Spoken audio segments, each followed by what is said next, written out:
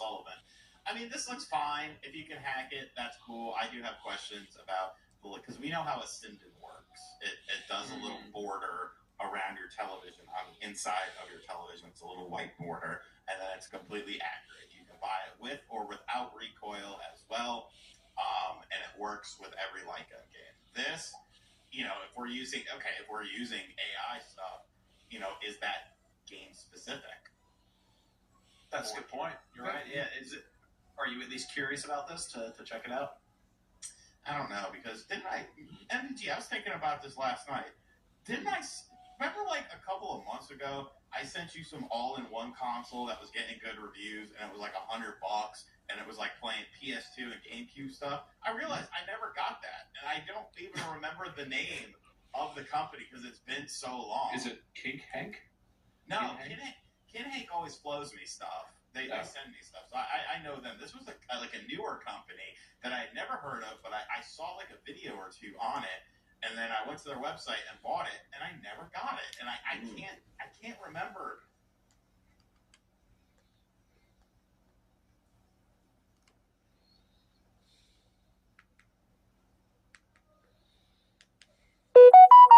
Ladies and gentlemen, welcome to Spawncast episode 387. We got almost everyone here, actually. We're just missing MVG, ironically. He's the one who says I need to start off a bit more cheery, more energy. Sean, how you doing?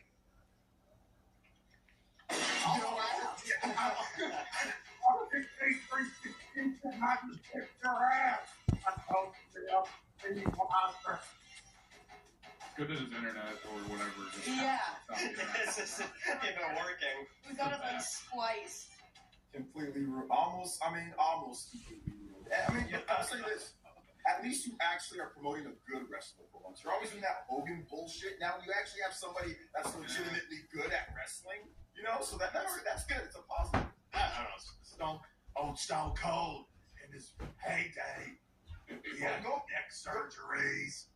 Go back and watch Hogan's matches. They're terrible. He's like the worst wrestler. You gotta watch the Japanese one, son. Hogan's like the worst wrestler. He's slow. He seems like he's been old for forever. He's slow. He's old. He has no movement. He is terrible. I'm so happy Shawn Michaels super kicked his ass that one time. I replay that every day. Do you watch the match though, son? HBK, Johnny O'Reilly. Sweet chin music. Just a sexy boy. He was good against Rocky. Sean, is this promoting your book? This is my Halloween costume for tomorrow. What? Your book hit profit. You couldn't even splurge for a cap that we can't see your hair through. Jesus. It was all in one. I like it. I think that adds to the costume. I like it. Look at The cheapness is crystal part ball of it. for you, isn't it, John? You're gonna like wear this out. He's probably not going to take it off today. He's just going to wear it until Halloween. You should wear it in all of your videos. Hey, that's a good costume, Sean. There you go. Are you gonna try to stun somebody while you're there? I'm gonna whip some ass. What? Before it went on, Sean was like, "Oh, my camera's messed up. I gotta figure it out." That's a good turn. Okay, good. So good, Sean. I like it. Let's see. We have Josie's here with us today as well. Yep. Happy to be back. You've been playing Mario Party Jamboree, right? Yeah, a bit. All right, good. You'll give us some quick first impressions, initial impressions. Absolutely. All right, good stuff. We got Celia with us again. Hey, thanks for having me. How did your metaphor party go? Oh, it's going great. I have friends coming over at 7, and so we're gonna play more Metaphor. So it's. You were wondering gonna how be it a would long continue game. on with that game. Like we were curious. Did they do it once? That's it? Oh no, it's ongoing. Like I'll play in between regardless, but like it's a reason to hang out with friends, and it's like a little event out of it. Sure. Okay, it's fun. You got Evan, of course, Evan Lewis. Yeah. Did you play more Silent Hill? A little bit more, and then Space Marine got its new mission, so I beat that. It was good. There it is. Good stuff. Ryan, of course, with us as well. Good to have Ryan on. Hello, happy to be back. And OJ's back with us. Yeah, I finally have this Friday kind of off from some of my other stuff, so I was able to come through. Thanks for having me. You streaming today, technically Saturday as well. Yeah. I'm thinking like one day. Yeah, I'm going to stream today and tomorrow today. So yeah, absolutely. future not Yeah. future. Good stuff. Good stuff. Yeah. Good to have everyone here. Though we have. Actually, I wrote down a bunch of stuff actually for this week, which include that partner preview show that happened, that Nintendo playtest. Still nothing on that. I wanted to actually ask MVG about it. He's not here, so Sean's gonna have to go find him. Apparently now stun him. So at least you're in the outfit for it. You got the God of War TV show getting rebooted, that Analog 3D. And actually a lot of mailbag questions and some comments as well from last week. So a lot to get to here. Of course, you can check that mailbag out over on the Spawncast Network, spawncast.com/ or patreon.com/spawncast. You can drop a question in there and we'll answer it here. So I picked out actually most of them, I think, here. So a lot to go over. I did want to start with Josie. We'll go to you on this because we just mentioned Mario Party. You played it. I saw you. You're streaming today. People should check out your channel. You're streaming it. You're checking out a lot of these games day one, like as soon as they drop. So what'd you think of it? What'd you think of it so far? I think it's pretty fun. It's very similar to like Super Mario Party, like all the good parts of it, I would say. So like if you missed any of the motion mini games, they're all back. It's like the buddy systems are back, but it's just really improved. So it's basically like a much better version of what Super Mario Party initially tried to be. If you like Mario Party, I think it's great. It has a single player campaign. It has crazy online. It has just a lot of features that Mario has been missing and people have been asking for. So it's cool. And the boards are super fun. Like I've messed around in 2 of them at this point, and all the ones I've played I've really enjoyed. There just seems to be a lot of variety here, which I'm excited about, and they just have a bunch of modes, which I think is what most people want with it. You were playing online. How many people were you playing with? Did you do like the big battle royale thing? No, I didn't do that yet. I'm going to. I just played with like another creator, Twitch streamer guy, but He didn't know who I was. that's true. He was like, "Who's RGT?" Because RGT was in my chat, but. You gotta be humbled once in a while, you know. Yeah, Roll 'em Raceway I think is my favorite one I've played so far. I also played this mall one, which was really interesting. They just have a lot of different gimmicks within every map, which is really fun. And there's like they sort of reinvented shops and how shops work, and it's like a bigger focus on items and things like that. The games are also a lot longer, I've noticed, just because there's so much to do, like on the boards themselves, which is cool. Yeah, that's the only thing is sometimes I'll look at Mario Party and I'm like, do I really want to get into this now? Because I feel like this is going to be like a couple hours. Yeah, it's a solid like 90-minute commitment, you know. But some of like your favorite stuff is like this is back. Some of like iconic Mario Party stuff is back. It's like really good. Yeah, a good bit of new stuff.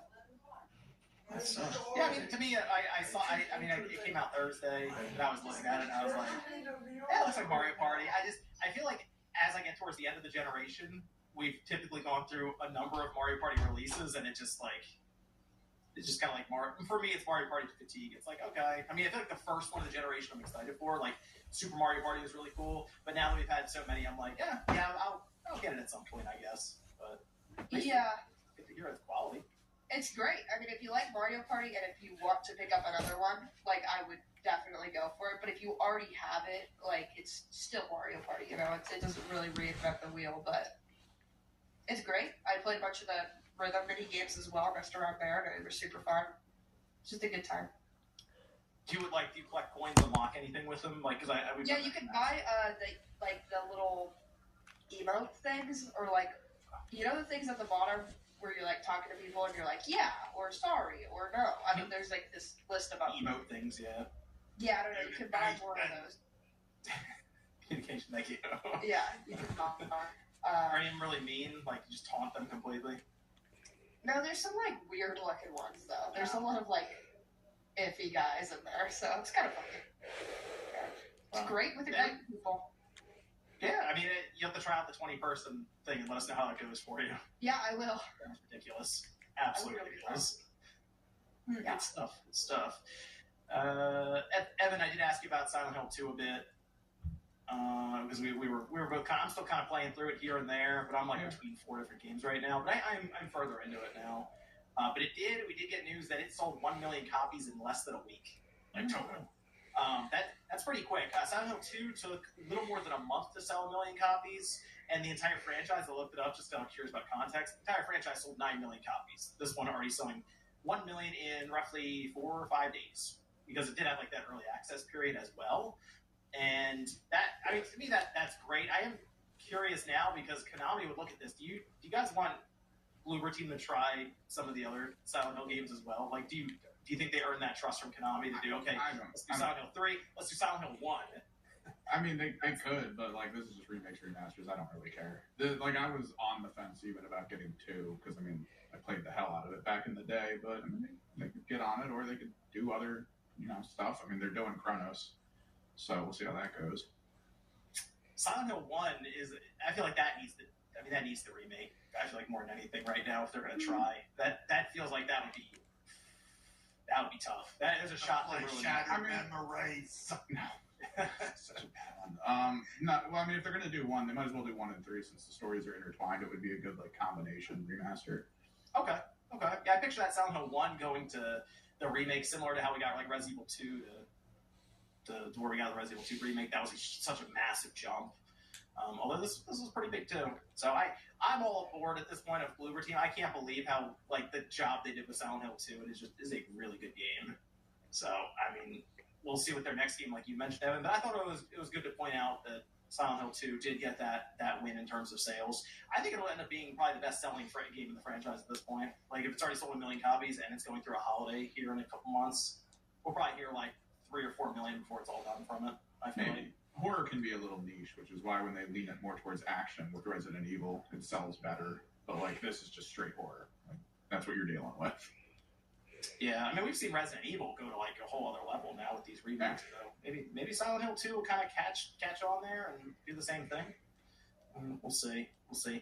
I also had down here. This is a question that I wanted to pose here. As Sean Layden did have an entire discussion. He touched on a number of different topics, but one in particular had to do with the AA game category.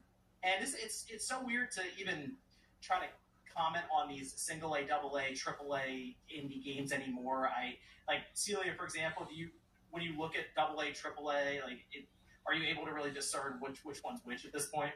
I guess kind of, because I don't know, AAA is just there's like hundreds, thousands of people working on it. The budgets are in the millions, multi-millions. I don't know. It's kind of hard. With AA, I tend to think of it in a zone where it has like 50 to like 100 people. Closer to it has a passion huge project, publisher. In comparison to a passion project, it has like a huge publisher's backing. So there is more like monetary, like even marketing support with it. But with the line of things, seeing how huge indie is getting in general, the lines are blurred. It's a weird zone. The interesting thing about Sean Layden, and this made the rounds. He kind of mentioned he said today the entry cost for making a AAA game is in the triple-digit millions now. I think naturally risk tolerance drops, and you're looking at sequels, you're looking at copycats, because the finance guys who draw the line say, well, if Fortnite made this much money in this amount of time, my Fortnite knockoff can make this in that amount of time. We're seeing a collapse of creativity in games today with studio consolidation, high cost of production. He said quite a bit of stuff here that got people kind of really, I guess, looking at the current landscape of games. And Sean, you've made a number of videos. I feel like you've said this before. Yeah, and lots of people have said this before. Like, I don't need an ex-PlayStation executive who was taken out of the building kicking and screaming by security to, verify what anyone with 2 eyes and a brain that's followed this industry for any amount of time, of course it is. You see it. You just look at the products that are out there. I don't know. It's like Reggie talking about stuff. I thought you left. I don't need you to show up at the Game Awards, Reggie. Thanks, but no. He works at like Tencent now, so he's still technically in gaming, but he's not pro. So does Sean, right? Sean, he's still in. Sean Layden, yeah, he works at Tencent. Yeah, he's still. So I mean, people are asking him. Japanese money. Well, I'm pretty sure people want to know what Reggie and what Sean have to say. So I don't have a problem with them giving their opinion on. Well, I don't have a problem with giving them opinion, but I think it's weird when people act like it's some epiphany. It's like the curtain's been revealed. Cash corrupts creativity. Are you surprised? No. Not at all. Yeah, it's just cool to hear, their thought. I mean, we have a million videos on YouTube that all say the same thing, so, and like, that's fine. People take it from different angles. So, I mean, I get what you guys are saying, but it's just, it's cool to hear what they have to say, their own take on it, just like it'd be cool to hear us talk about the same whatever game from different angles as well. But I see what you guys are saying, though. Like, yeah, we've heard it. I mean, we know. But I mean, it kind of is though, right, Sean? I mean, you talked about it on your channel. That's kind of like what's going on. The only thing that I would say is that a lot of us, I don't know about you, I'm just saying, a lot of y'all be supporting the same stuff that you guys say is the problems. You know what I'm saying? So the yearly Call of Duties, all the microtransactions and stuff like that. I mean, these are the things that have led to it. Some people be engaging in a lot of those activities, yet saying it's a big problem. So yeah, but we don't buy it. We don't buy Call of Duty. They send us a code every year, and now you don't even have to buy it because it's going to be out free pass. And get telling people to check it out. Where are the videos? The videos for it on the channel. Where's any of that? Bro, y'all always playing Call of Duty stuff. We're playing it, but we're not. It's not uploading videos and stuff on it. The industry is terrible. It's terrible in terms of what's going on, all this stuff. By the way, I'm engaging and I'm playing and I'm having fun. But I definitely. You have a Nintendo Switch Online expansion pack account. Like, that's not a good thing either. But it is what it is. I played DLC. That was like a lot of DLC in it. I fell off on it because they made all the creator wrestlers bald like Stone Cold. When's Sean gonna? Oh, I thought you were gonna say something else. I'm not the one who's saying that, like, the industry is so whatever. I haven't made any videos about that. I mean, there's some problems here and there, but if you look at a lot, not just what Western developers are doing, but if you look at the Japanese developers, look at Astrobot, look at all the stuff that we've gotten this year. Look at Bandai Namco. Everything's good over there. Sparking Zero, 3 million units. Sparking Zero. So, I mean, yeah, you're going to have some failures. Yeah, okay. You're going to have nowhere near as much as all the Western companies, but Microsoft, look at all the layoffs they've had. So, I mean, listen, there's going to be some problems. I get it. But it's not all terrible. There's been so many bigger, good Japanese games this year. And I think sometimes people just kind of get tunnel vision and look at the Western market. Japanese market has been pretty good, overall. And yeah, Bandai Namco has some layoffs, but most of the Japanese companies have not laid off. I mean, they have laws, but it's not been anywhere near as bad. Because I don't think they're actually laid off. I think they just have to go into a room. With the expulsion rooms. Yeah, they have these expulsion rooms. I'm not sure how many companies are doing that. Usually, when a company does that, we hear about it. Bandai Namco is like the first this year, but I'm pretty sure it's happened here and there. But a lot of the companies have actually been hiring more from Soft, and a lot of these companies have been hiring more and have actually increased salaries this year. So there's been a lot of increases and more hires across the Japanese gaming industry just in general. So I do feel that, yes, it's bad with some of the stuff. Don't get me wrong, it's definitely bad, but it's not all oh my gosh, terrible, across the board. As like I said, especially if you're supporting the Japanese games this year. That, even if you go back to the video game crash in the early 80s, that's the same thing. It wasn't a worldwide crash. Europe was fine. Japan was fine. It was all in the West. And that was kind of given the moniker of a complete crash because you didn't have any companies. Video games had a negative stigma on it. So, there are some parallels into it. It's not necessarily because obviously Nintendo, poops in a box and everyone goes out and buys it and it's the greatest thing ever. They have a. I did buy the alarm clock. Go on. You say? Oh my god. That's wild. Real problem here, sir. But, I think, yes, people are talking about it as a more Western thing because that's where it's primarily happening, which is kind of similar to how it happened, back in the day. I don't think, the term video game is going to have a negative stigma attached to it, but, it's a different type of industry problems that you haven't really seen before. To be fair, I did make a video on it, though. Taking it apart. And that makes you worse. How much did everybody want to switch stuff? I don't think we ever got sales numbers for that. It sold pretty bad. I swept that thing under the rug and moved on. I mean, the fact that it exists, though. On the topic of creativity, though, I was looking at that. I saw the quotes and stuff, and wouldn't you know it, this game called, I think it's Project ethos popped up on the timeline, and it was a big 2K announcement. And I saw even Jeff Keighley tweeted about it and stuff, and I looked at it and I said, "This is." Have you guys seen what this thing looks like? Yeah, it's hot garbage. It's a free-to-play, third-person, roguelike hero shooter in development. And if you take a look at it, it looks exactly like the Fortnite formula. It is crazy how close it looks to it. Does So, people ever everyone's listen to already TLC?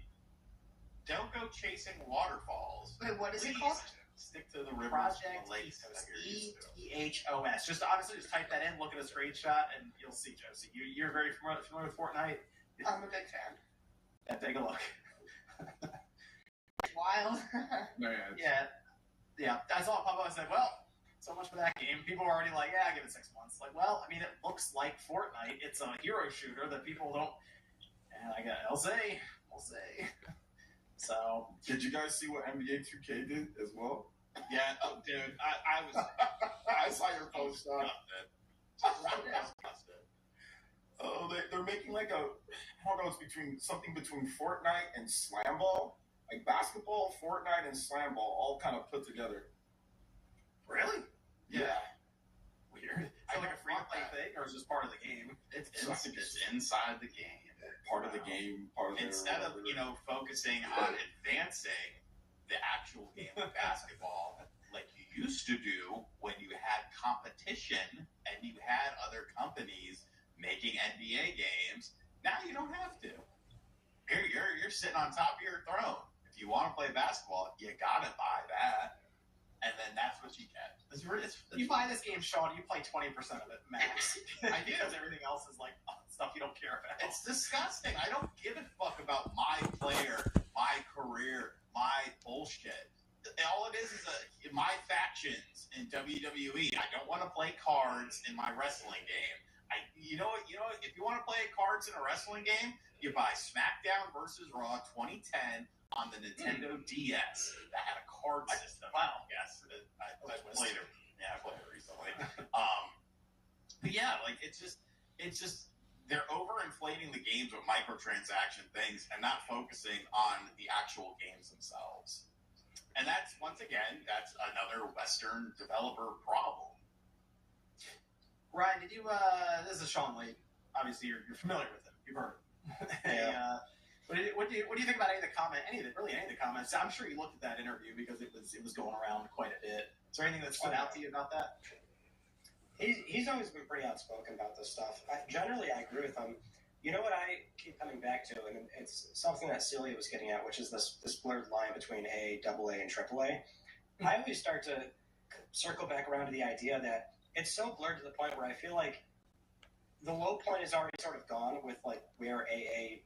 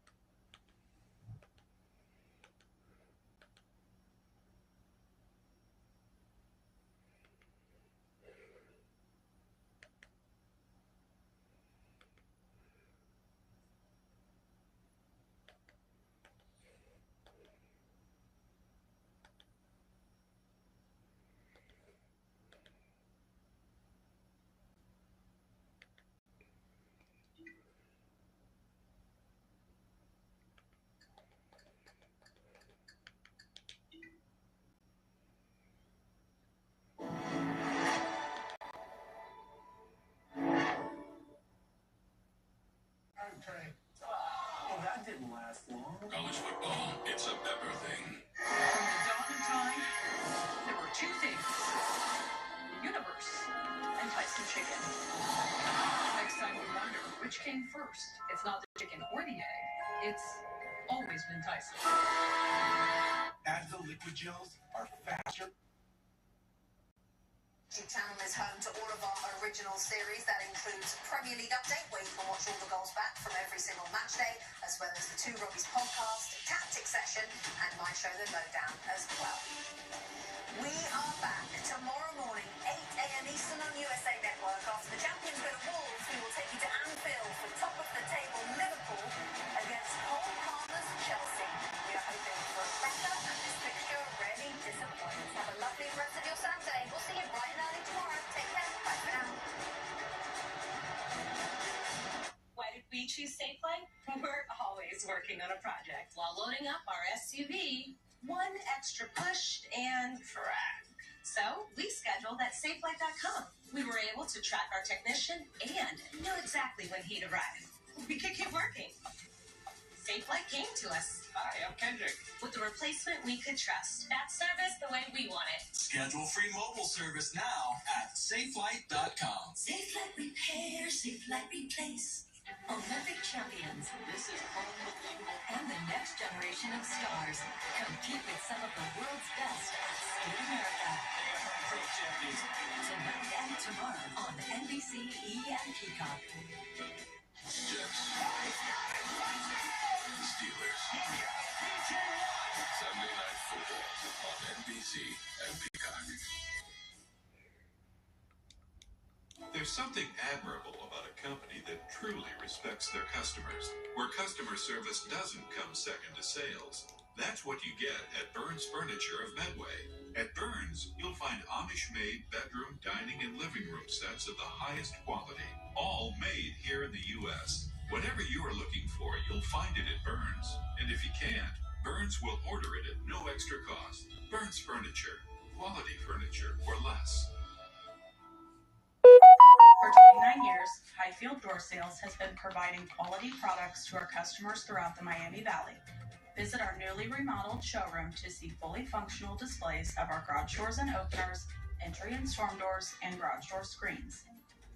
From picking out your new door to complete installation, our team is here to help you every step of the way. Call, click, or visit our showroom today, and remember, at Highfield Door Sales, our doors are always open. Watch 2 News at 6. We're working for you tonight beginning at 6 p.m.